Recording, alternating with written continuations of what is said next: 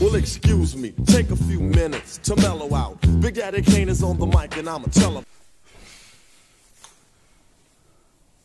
Salut à tous, Moussa de la chaîne Rien que la boxe. Aujourd'hui, on va parler pied-point. Aujourd'hui, on va parler du Glory 79 qui a eu lieu aux Pays-Bas. Et le main event, c'était Rico Verhoeven, le champion du Glory, contre Jamel Ben Saddik. Jamel Ben Saddik qui avait pris ce combat-là au pied levé, car normalement c'était Alistair Overeem, l'ancien combattant de l'UFC, aussi ancien vainqueur du K1, qui devait faire entre guillemets une dernière valse avec Rico Verhoeven. Et malheureusement, il s'est blessé. Et donc, c'est Jamel Ben Saddik, le Belge, qui l'a remplacé il y a à peu près il y a 2 semaines. Et donc, voilà, ça se passait aux Pays-Bas. Tout d'abord, on a eu aussi le retour de Goran Saki. Goran Saki, un très très bon combattant du Glory. Qui avait fait un passage à l'UFC assez mitigé, avec une victoire par KO et justement une défaite aussi par KO. Il avait arrêté le Glory en 2015 et là il reprenait après 3 ans d'inactivité. Il a gagné justement par KO, par des low kicks en fait, contre le Britannique James McSweeney. McSweeney qui était aussi un ancien de l'UFC. Voilà. Donc ce match a été sensationnel. Sensationnel dans les émotions. Ça nous a rappelé un certain Wilder contre Fury qui a eu lieu il y a 2 semaines, avec des rebondissements. Jamel Ben Saddik et Rico Verhoeven, c'était eux aussi c'était une trilogie, car ils s'étaient déjà rencontrés 2 fois. La première fois, c'était il y a 10 ans déjà. Jamel Ben Saddik était venu à bout de Rico Verhoeven au premier round, et la seconde fois, c'était en 2015, je crois. C'est Rico Verhoeven qui était à l'époque champion, je crois déjà, qui avait mis KO Ben Saddik à la 5e reprise.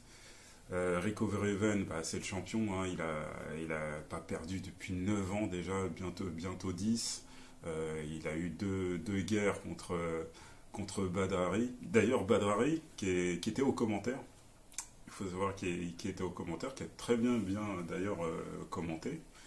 Et voilà, c'est parti un peu timidement de la part de Rico Verhoeven, parce que c'est un adversaire qui craint, hein, parce que même leur dernière rencontre, même s'il avait gagné par KO, ça avait été une bataille rude. Il sait que Jamel Ben Saddik, en plus le type, c'est une montagne, hein, c'est 2 mètres 5, c'est un peu le gabarit à Fury, 120 et quelques kilos.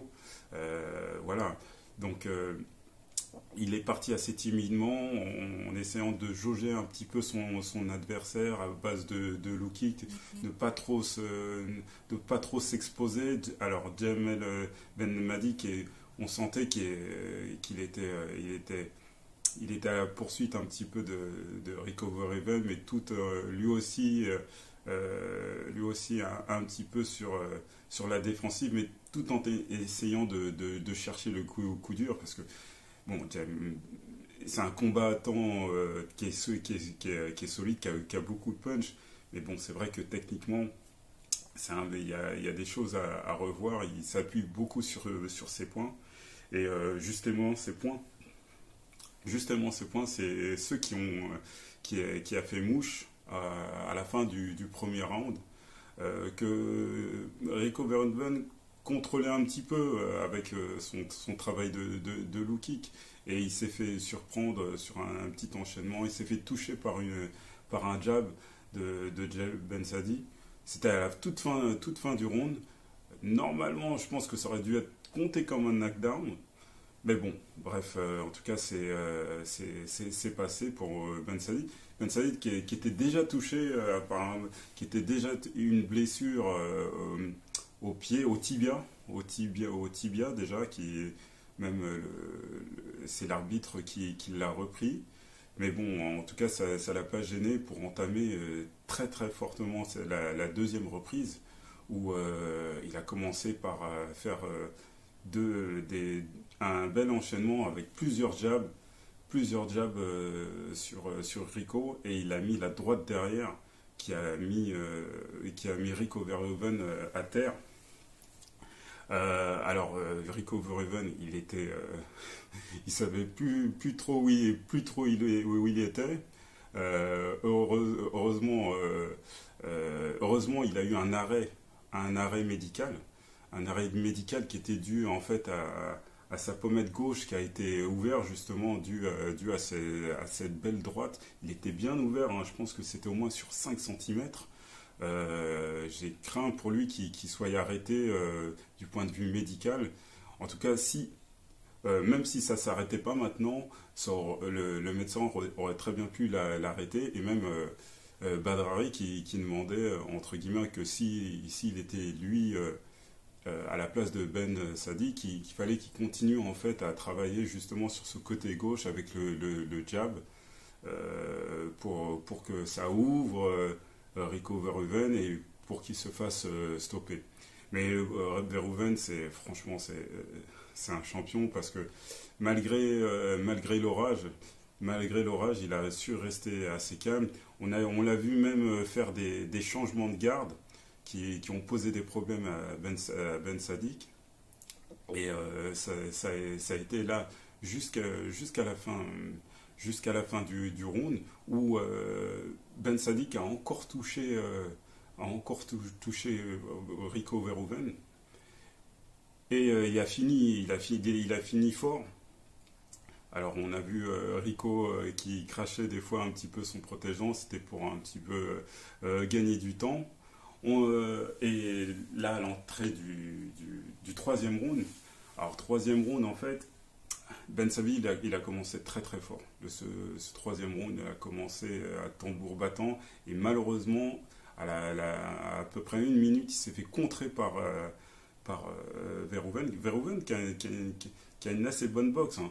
Alors, ça dit que ça part, malheureusement pour lui, en fait, ça part beaucoup trop large.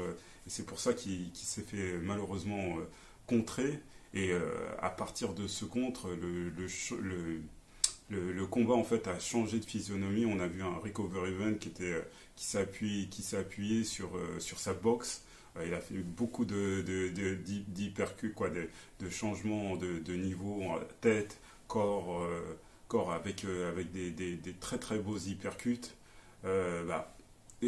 Faut savoir que Rico Verhoeven s'est entraîné avec Tyson Fury, hein, donc il est à bonne école.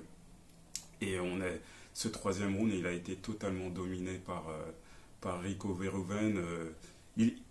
Jamel Ben Sadi qui avait trouvé le moyen de toucher Verhoeven.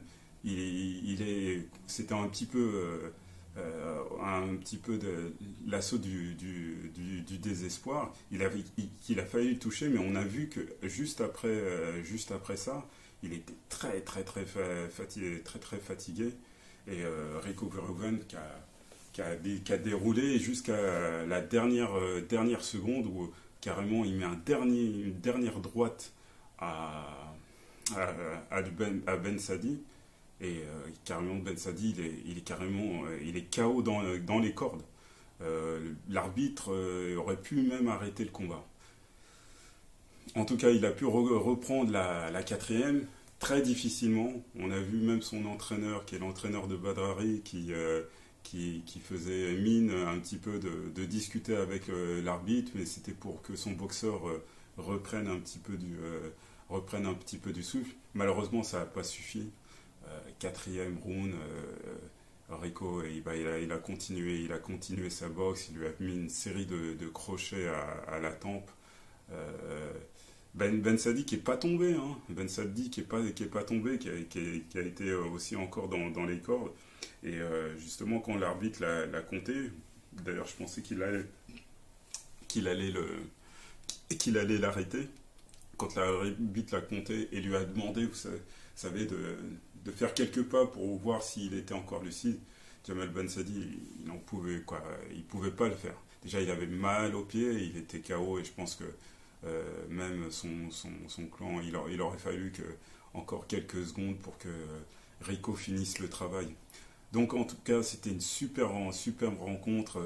C'était à toi, c'était un petit peu à toi moi. Si vous l'avez pas vu, bah, je vous conseille vraiment d'aller voir. On a eu, c'est incroyable.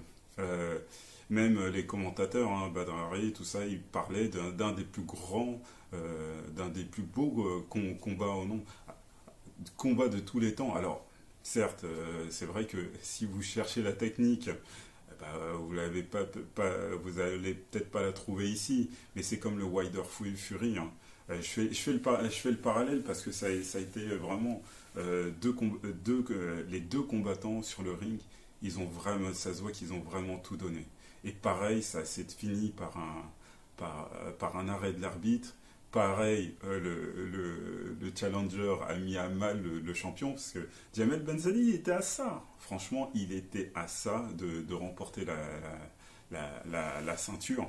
C'est vraiment. Et vu que je me demande hein, si Rico Verhoeven, parce il a été vraiment mis à mal hein, des fois, je me demande si il s'est pas inspiré je suis pratiquement sûr qu'il a vu le combat Fury contre Wilder et je suis sûr que ça l'a trotté un petit peu dans sa tête. Vous savez, quand vous avez des moments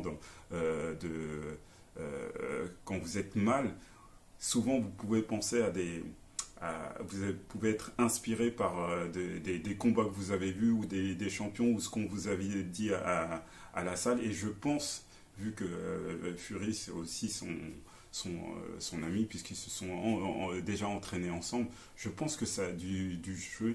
Je serais journaliste, j'aurais la curiosité de lui poser en tout cas cette question. En tout cas, bah, what's next pour Rico Verhoeven qui nettoie en fait c'est comme Cyril Doumbé, d'ailleurs Cyril Doumbé qui a annoncé qu'il voulait aller à l'UFC et gagner d'ici 2 ans être champion de l'UFC, ça serait bien. Et donc Rico Verhoeven qui se retrouve voilà, sans véritablement challenger, peut-être un Goran Saki, peut-être s'il revient.